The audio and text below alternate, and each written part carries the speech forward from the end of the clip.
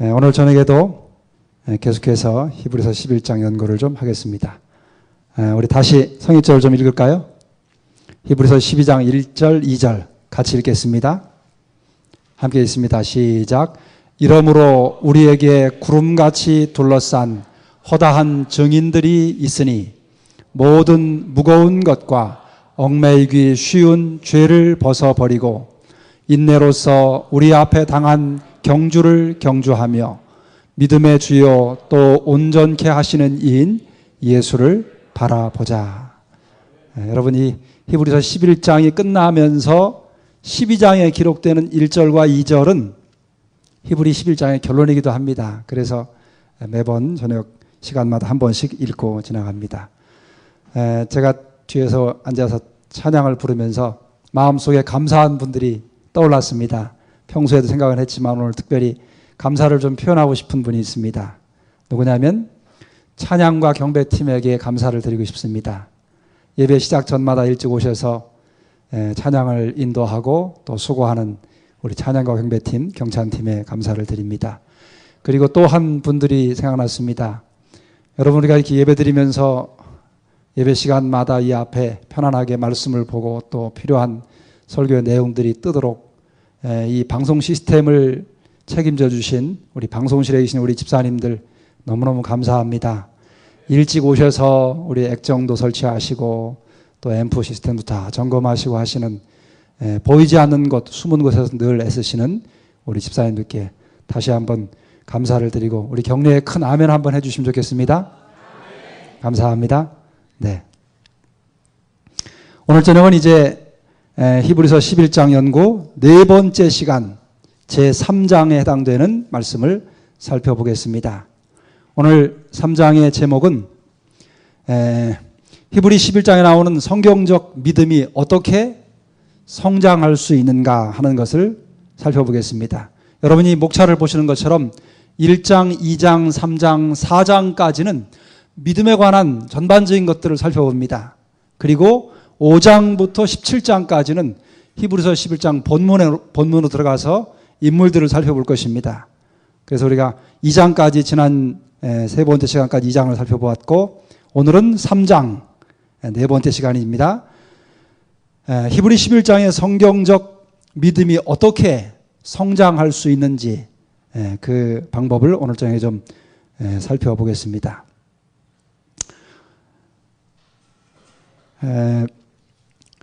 하나님께서는 우리에게 어떤 문제를 가르치실 때마다 늘 우리의 어떤 추상적인 생각이나 우리의 어떤 개인적인 주관적인 생각으로 그 문제들에 대하여 답을 얻도록 해놓지 않으셨습니다. 어떤 문제에 대하여 우리가 의문을 갖고 답을 얻으려고 그럴 때마다 하나님께서는 하나님의 살아계신 말씀을 통해서 우리에게 답을 주신다고 하는 사실입니다. 그래서 오늘의 제목인 이 히브리서 11장에 나오는 성경적인 성서적인 믿음이 어떻게 성장할 수 있는가 하는 문제 역시 그 답을 어디서 발견할 수 있냐면 하나님의 기록된 말씀에서 발견할 수 있습니다. 믿음의 생애를 살면서 우리가 어떤 의문이나 어떤 문제를 만날 때마다 우리는 어디로 달려가야 되냐면 내 곁에 있는 어떤 내가 신뢰할 수 있는 사람에게로가 아니라 또는 어떤 학자나 어떤 사람들의 주장이나 이론으로 달려갈 것이 아니라 그 문제의 답을 얻기 위해서 우리는 매번 어디로 가야만 되냐면은 하나님의 기록된 성경 말씀으로 가야만 된다고 하는 것입니다. 오늘의 답 역시 마찬가지입니다. 우리가 어떻게 이 성경에서 말하는 하나님께서 말씀하시는 성경적인 믿음이 어떻게 성장할 수 있는가 하는 문제를 답을 얻고자 할 때 우리가 하나님의 말씀으로 돌아가는 것이 참으로 필요하다고 하는 것입니다. 여기 히브리 11장 1절부터 3절까지는 말씀을 좀 함께 읽어보겠습니다. 같이 읽습니다. 시작. 믿음은 바라는 것들의 실상이요 보지 못하는 것들의 증거니 선진들이 이로써 증거를 얻었느니라. 믿음으로 모든 세계가 하나님의 말씀으로 지어진 줄을 우리가 아나니 보이는 것은 나타난 것으로 말미암아 된 것이 아니니라. 누군가 우리 주위에 정말 신실한 믿음을 가지고 있는 사람을 보게 될 때에 우리는 그 사람을 보면서 신앙적인 부러움을 갖게 됩니다. 아, 나도 저분처럼 저렇게 신실한 믿음이 있으면 얼마나 좋을까. 나도 저분처럼 충성스러운 신실한 믿음 있는 사람이 되고 싶은 그런 갈망이 우리의 마음속에 일어나게 됩니다. 그런데 여러분, 여기 있는 말씀처럼 우리의 눈에 보이는 천연계뿐만 아니라 눈에 보이지 아니하는 영적인 세계까지라도 그 모든 일이 이루어지는 데는 가장 중요한 요소가 무엇이냐면 하나님의 말씀이라고 하는 것입니다. 이 히브리 기자는 눈에 보이는 모든 세계가 하나님의 말씀으로 지어진 줄 우리가 안다, 그렇게 말합니다. 그래서 보이는 것, 즉 우리의 눈에 나타난 것은 보이는, 우리 눈에 보이는 어떤 인간적인 이상에 속한 어떤 것으로 말미암아서 이루어진 것이 아니라고 하는 사실을 이야기합니다. 그러면 무엇으로 이루어졌을까? 어떻게 그 믿음으로 말미암는 아름다운 열매들이 이 땅에 맺혀지게 되는가 하는 것입니다. 오늘의 질문에 대한 답을 예수님은 이렇게 말씀하셨어요. 우리 마태복음 13장 31절 32절 한번 함께 읽어보겠습니다. 시작. 또 비유를 베풀어 가라스 때 천국은 마치 사람이 자기 밭에 갖다 심은 겨자씨 하나를 같으니 이는 모든 씨보다 작은 것이로되 자란 후에는 나물보다 커서 나무가 되매 공중의 새들이 와서 그 가지에 깃들이느니라. 어떻게 믿음이 성장할 수 있는가 하는 문제를 의문을 갖게 될 때 예수님 우리에게 답하기를 겨자씨라고 하는 작은 그 식물을 통해서 우리의 그 답을 말씀해 주고 계십니다. 여러분, 여기 천국이라고 하는 이야기는 성경에 나오는 천국은 두 종류가 있습니다. 우리가 이 성경에서 천국이라고 하는 단어를 볼 때마다 꼭 떠올릴 필요가 있는 것이 있는데요. 첫째는 성경에서 많은 부분 이 천국이라고 하는 용어를 사용할 때 그 용어는 우리의 마음 속에서, 믿는 자의 마음 속에서 이루어지는 은혜의 왕국을 의미합니다.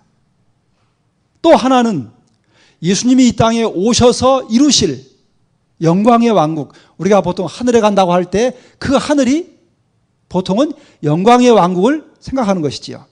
근데 이 본문에서 나오는 마태 13장 31절에 나오는 이 천국은, 예수님이 겨자씨 비유를 통해서 말씀하신 천국은 믿는 사람의 마음 속에서 이루어지는 은혜의 왕국을 의미합니다.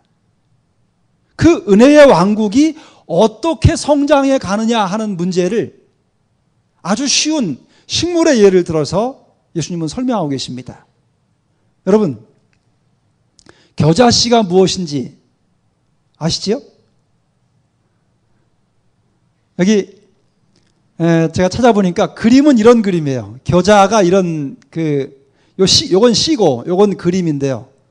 이게 겨자씨가 얼마나 큰지를 자를 갖다 놓고 이렇게 한번 대봤습니다. 근데 이 많은 것들 중에 요 조그만 한 알이 얼마나 되는지 뭐 그저 한 2mm나 뭐 많아야 3mm나 될까요? 그 정도 크기입니다. 근데 이 겨자는 찾아보니까 우리가 먹는 갓 있잖아요. 갓김치.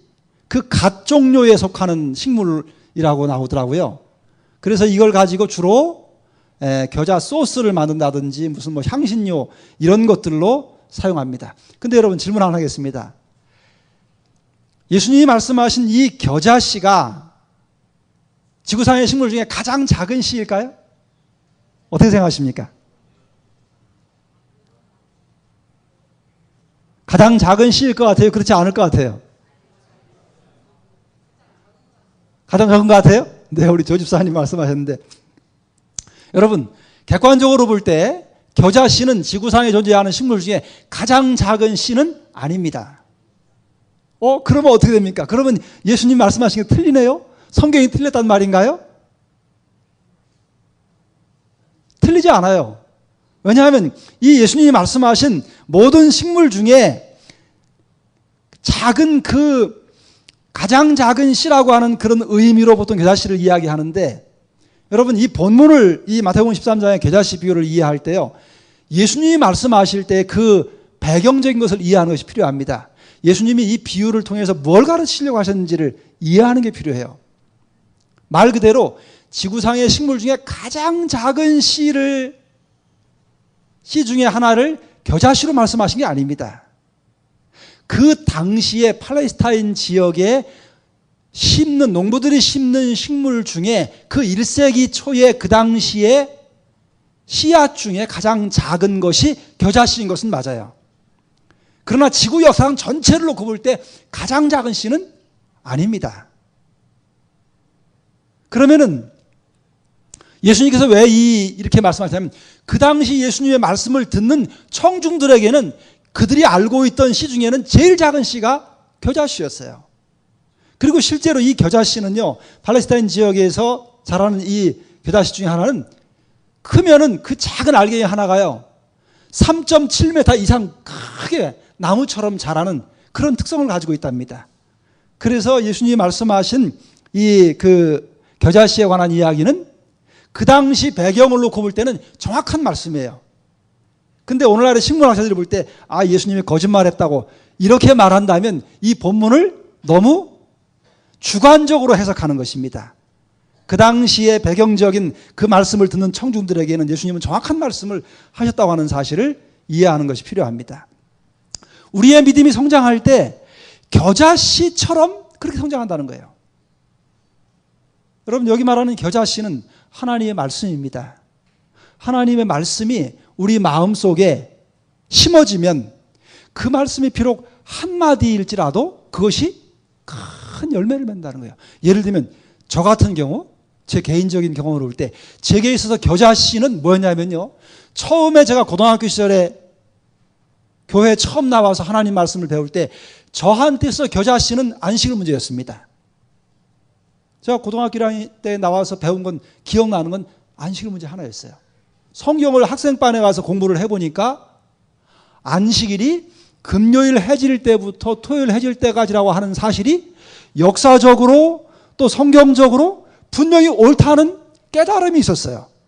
그 깨달음 때문에 고등학교 1학년 그 철없는 학생의 마음속에 하나님의 말씀에 대한 신뢰심이 생겼어요. 그것이 믿음이 생긴 것입니다. 그것에 대한.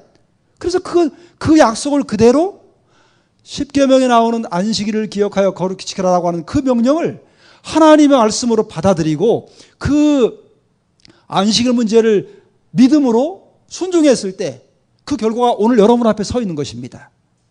이게 겨자씨에 해당되는 것입니다. 여러분의 겨자씨는 각기 다를 수 있어요. 그러나 중요한 사실은 그것이 비록 남들이 보기에 아주 지극히 사소하고 적은 것이라 할지라도 그 겨자씨가 여러분의 마음밭에 제대로 떨어지면 그것이 점점 자라서 큰 나무처럼 열매를 맺게 된다고 하는 것이 예수님의 답변입니다. 믿음은 그렇게 성장하는 것입니다. 그렇다면 이 문제를 조금 더 자세하게 그 답을 좀 찾아볼 필요가 있겠지요. 히브리 11장에 나오는 성경적인 믿음이 어떻게 성장해 나갈 수 있는가, 그 성장할 수 있는 방법을 예수님이 가르치신 방법을 통해서 배우고 그것들을 우리가 받아들여서 실천하게 된다면 우리의 믿음이 점점 더 성장하게 될 것입니다. 자, 그 방법을 시간이 될 때까지 몇 가지 좀 살펴보려고 합니다. 첫 번째는 여기 제가 좀 적었습니다. 예수님은 어떻게 그 믿음이 성장할 수 있는지를 모범을 보여주신 대표적인 분이십니다. 첫 번째는 천연계를 통하여 나타나신 하나님을 발견하게 될 때에 우리의 믿음이 성장하게 된다고 하는 것입니다. 여러분이 지금 가지고 계신 성경이 몇 권입니까? 성경 한번 들어보십시오. 여러분의 성경 한번 들어보십시오. 박정린 집사님, 성경이 몇 권 있으십니까? 한 권 있으시지요? 우리 김웅래 집사님, 성경이 몇 권 있으십니까? 한 권 있으시지요? 여러분과 제가 보는 성경이 몇 권입니까? 세부적으로 들어가면 66권입니다. 그런데 이것이 한 권 아닙니까? 그죠? 여기 성경이 66권 전체를 가리켜서 성경이라고 하지 않습니까? 근데 여러분, 우리가 공부하는 성경이 크게 보면 두 가지가 있습니다. 하나는 첫 번째 제1의 성경이 있고 그 다음에 제2의 성경이 있습니다. 제2의 성경이 여러분들이 가지고 있는, 제가 가지고 있는 이 글 문자로 기록된 성경입니다. 그러면 제1의 성경은 무엇일까요? 예, 제1의 성경은 바로 천연계입니다.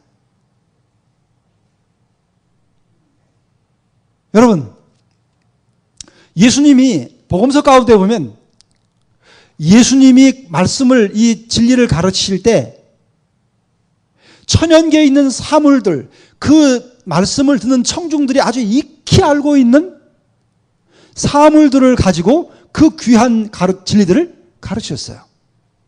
자, 예를 들면 몇 가지 살펴보겠습니다.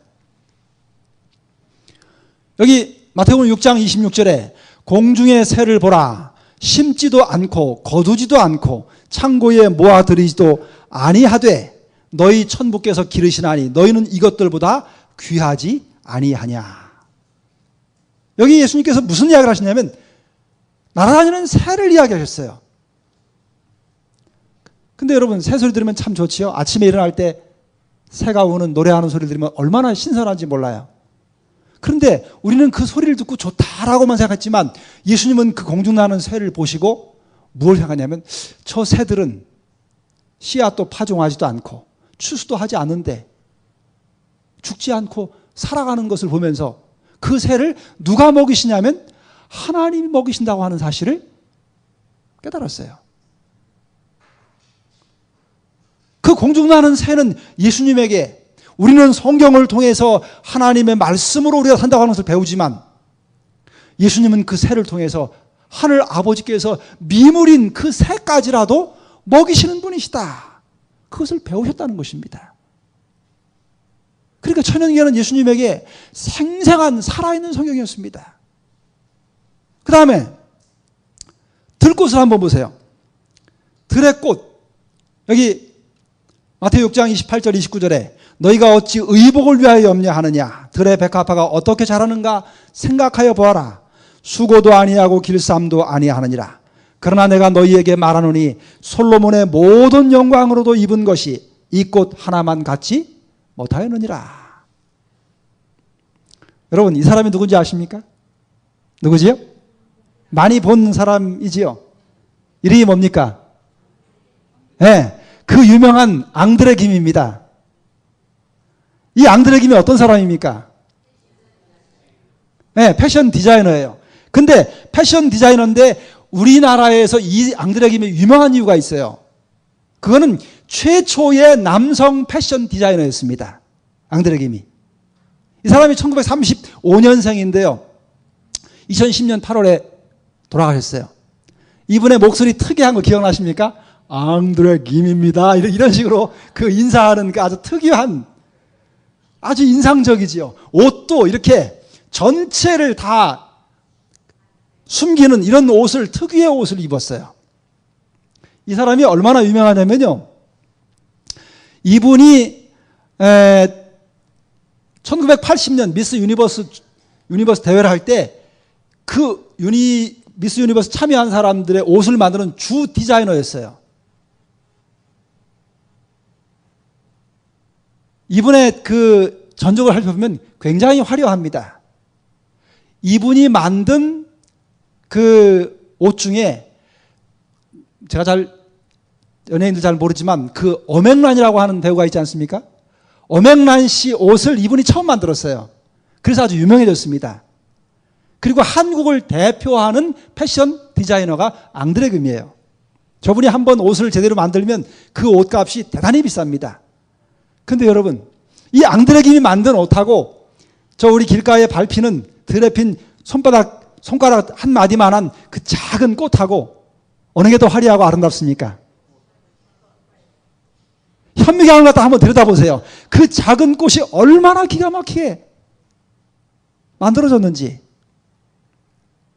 그 꽃을, 예수님은 그 들풀을 보시면서, 들꽃을 보시면서 그게 얼마나 기가 막힌 작품인지를 그 꽃들을 보면서 발견하신 거예요.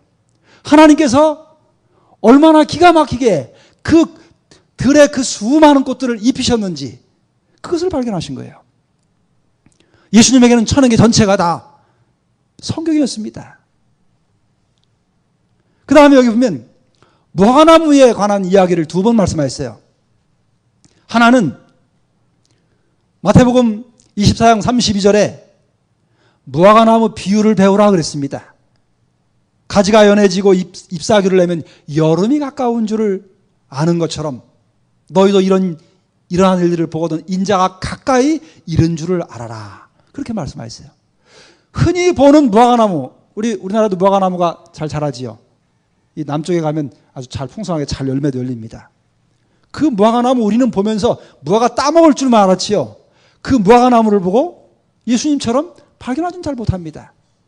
그 당시 유대 팔레스타인 지역에 가장 흔한 나무 중에 하나가 무화과나무였어요. 날마다 무화과나무 아주 큽니다. 그 큰 나무를 오고 가면서 그 나무에 열리는 무화과 열매를 따서 먹으면서 그렇게 지내는데 예수님은 그 무화과나무를 보면서 잎이 나고 잎사귀가 커지면 여름이 가까운 것을 알으라고 그렇게 비유로 말씀하십니다. 그 다음에도 그 무화과나무를 가지고 한 농부가 무화과 농사를 짓는 것을 가만히 보시다가 그걸 가지고 또 비유로 말씀하셨어요. 예수님이 3년 동안 이스라엘 백성들을 향해서 그렇게 오래 참고 봉사하시면서 그들이 풍성한 영적인 열매를 맺기를 기대하셨던 농부이셨던 예수님이 당신의 마음을 그 무화과를 농사를 짓는 농부를 비유로 들어서 그렇게 설명하신 겁니다.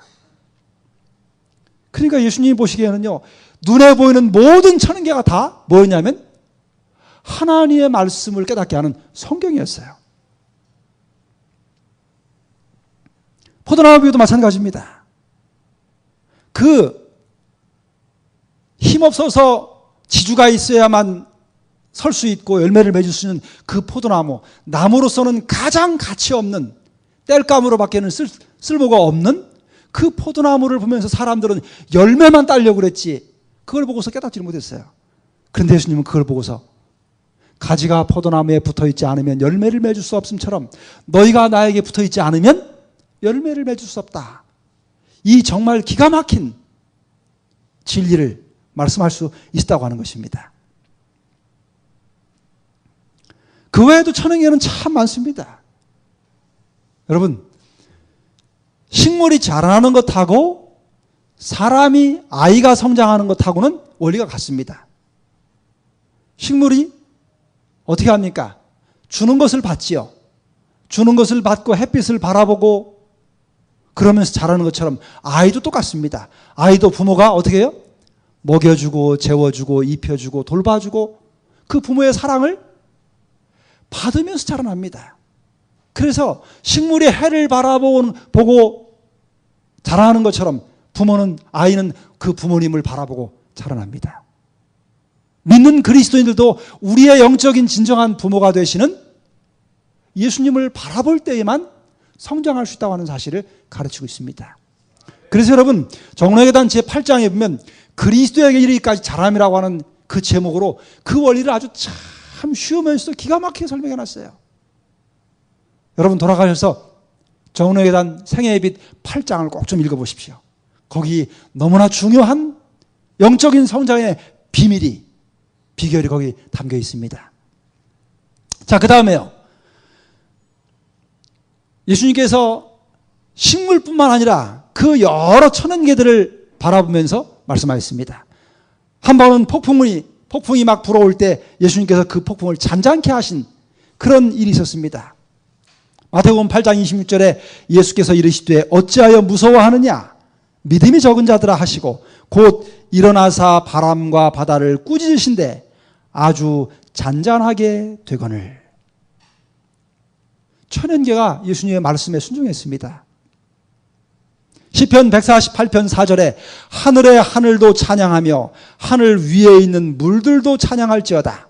그것들이 여호와의 이름을 찬양할 것은 저가 명하심에 지음을 받았음이로다. 하나님께서 온 우주를 창조하였습니다. 여기 제가 그림을 좀 몇 개 좀 올려놨는데요. 요거는 일출광경입니다. 요거는 일몰광경이에요.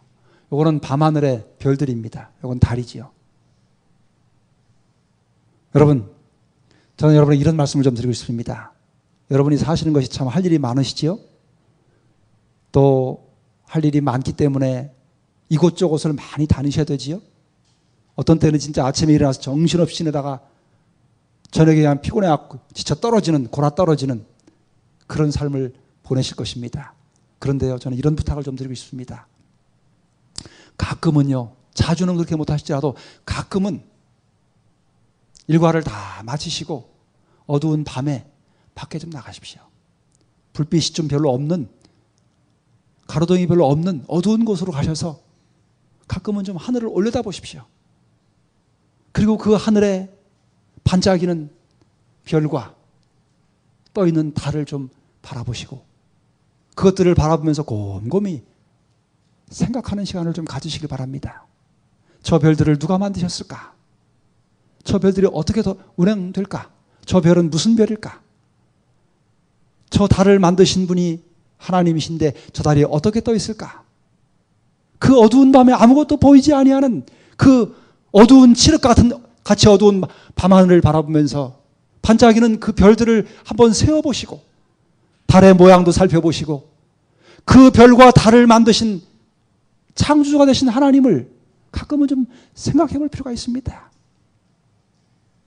일상의 분주해서 힘들지만은 가끔은 시간을 내서 혼잡한 도시를 좀 떠나서 조용하게 새벽 동이 터오르는 그 이른 아침에 때로는 산에서 때로는 바다에서 동쪽에서 해가 떠오르는 그 작은 해를 바라보면서 오늘도 여전히 이 거대한 세계를 운행하시는 하나님의 손길을 느껴보실 필요가 있습니다. 하루 일과를 마치고 조용한 시간에 산 너머로 지는 그 마지막 노을을 또는 그 수평선 아래로 떨어지는 그 마지막 태양을 좀 바라보는 시간을 갖는 것이 필요합니다. 그리고 그것을 바라보면서 분주해서 생각하지 못하고 돌아보지 못했던 생명을 창조하실 뿐만 아니라 온 우주를 지금도 여전히 운행하고 계시는 만물의 창조주시요 주관자이신 우리의 인간의 죄된 눈에 보이지 아니하시는 영원하신 하나님을 생각해보는 시간을 가질 필요가 있습니다. 그런 시간들이 현대인에게는 너무나 부족합니다. 그래서 그저 눈에 보이는 아웅다웅하는 사람만 바라보고 사람이 지은 거대한 건물들만 바라보다가 꿈도 없이 영원한 보이지 아니하신 하나님에 대한 생각도 없이 잠자리에 들어가는 그런 날들을 반복해 사는 것이 현대인들의 삶입니다. 여기 성경 기자는 말하기를 이사야 40장 26절에 너희는 눈을 높이 들어 누가 이 모든 것을 창조하였나 보라. 주께서는 수요대로 만상을 이끌어내시고 각각 그 이름을 부르시나니 그의 권세가 크고 그의 능력이 강함으로 하나도 빠짐이 없느니라. 여러분, 저는 제가 대전에 다른 어떤 모교회를 섬기고 있을 때 제가 자주 올라갔던 산이 하나 있습니다. 그 산이 어디냐면 저쪽에 동쪽에 있는 계족산입니다. 근데 그 계족산에 저는 가끔 밤에 올라가기를 좋아했어요. 밤에 올라가서 아무도 없는 그 계족산성 위에 혼자 가서 앉아서 밤이 이슥할 때까지 12시가 넘을 때까지 조용히 앉아서 거기 올라가면 시내가 쫙 보입니다. 대전의 야경이 보입니다. 그 야경을 바라보고 하늘을 바라보고 세상을 바라보다가 하늘을 바라보고 여러 생각에 잠긴 그런 시간들을 가진 적이 있습니다. 여러분, 때때로 우리의 눈을 들어서 하나님이 창조하신 세계를 바라보게 될 때 땅만 보고 이 땅의 사람들과 건물들과 일들만 바라보고 살면서 잊혀진 창조주가 되시는 하나님이 우리의 마음속에 떠오르는 것을 경험하게 될 것입니다. 그럴 때 그 천은계를 통해서 우리의 마음속에 잊혀졌던 주님에 대한 사랑과 주님을 처음 믿고 발견했을 때의 그 뜨거웠던 처음 사랑이 다시 한번 회상되어지고 갈망하는 심령이 일어나게 될 것입니다. 예수님은 그런 삶을 사셨습니다. 나사렛이라고 하는 그 시골 아주 촌동네에서 산골의 그 나사렛에서 오늘날처럼 휘황찬란한 이런 문명이 별로 발달하지 않은 그 한적한 곳에서 밤에는 밤에 뜬 그 초롱초롱 빛나는 별을 바라보시면서 달빛 속에서 새벽에는 이른 아침 일찍 그 산의 기도처에 가셔서 떠오르는 태양을 바라보시면서 하루 일과를 마치고 고단한 몸을 이끌고 저녁 기도처를 찾아가서 뉘엿뉘엿치는 그 노을을 바라보시면서 그 웅장한 산을 바라보시면서 들에 핀 그 작은 아주 적은 보잘것없는 한 송이의 꽃을 살피시면서 예수님은 하늘 아버지께서 가르치시는 그 가르침의 음성을 자주 들으셨던 것입니다. 그런 시간을 30여 년 사시고 나서 공중봉사에서 사실 때 주님은 당신이 그 천연계에서 배웠던 그 아름다운 진리들을 하나씩 둘씩 끄집어서 가르쳐 주신 것입니다. 성도 여러분이요, 현대인은 너무나도 분주합니다. 아니, 사단은 하나님의 백성들을 너무 분주하게 만들었습니다. 그래서 조용하게 우리 마음속에 찾아오시는 그 성령의 세미한 음성을 들을 수 있는 시간과 여유를 완전히 빼앗아가 버렸습니다. 우리의 마음이 저 콘크리트 건물처럼 너무나 각박해졌습니다. 처음 주님을 알고 믿었던 그 순수했던 그 부드러웠던 심령과 그 말씀에 대한 갈급한 심령들이 너무나도 이제는 무뎌져서 웬만한 말씀을 들어도 별로 감동을 느낄 수 없을 만큼 그렇게 차갑고 냉랭해지고 말았습니다. 여러분이요, 이 여름철, 무더운 여름철, 여러분의 가족과 더불어서 조용한 시간을 가지시기 바랍니다.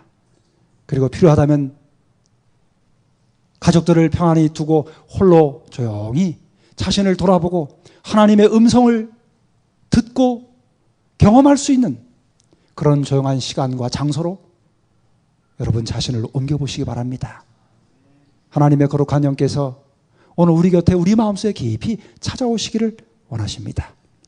그럴 때 글자로 글로 기록된 성경에서 깨닫지 못한 성령의 세미한 음성이 여러분의 가슴을 두드릴 것이고, 때로는 그 시간 속에 찾아오시는 성령의 그 세미한 음성 때문에 잊어버렸던 그리스도 안에서 참된 평안과 주님의 그 큰 사랑을 인한 감동의 눈물을 흘릴 수 있는 시간을 갖게 될 것입니다. 그렇게 할 때 우리의 믿음이 성장하게 될 것입니다. 성도 여러분이 이 안식일 혹 시간적인 여유가 여러분에게 주어진다면 조용한 천연계로 가십시오. 가셔서 주님의 음성에 귀를 기울이시고 주님과 더불어 조용히 교제하는 시간을 가지셔서 믿음의 아름다운 성장이 있게 되시기를 간절히 바라면서 말씀을 드리겠습니다.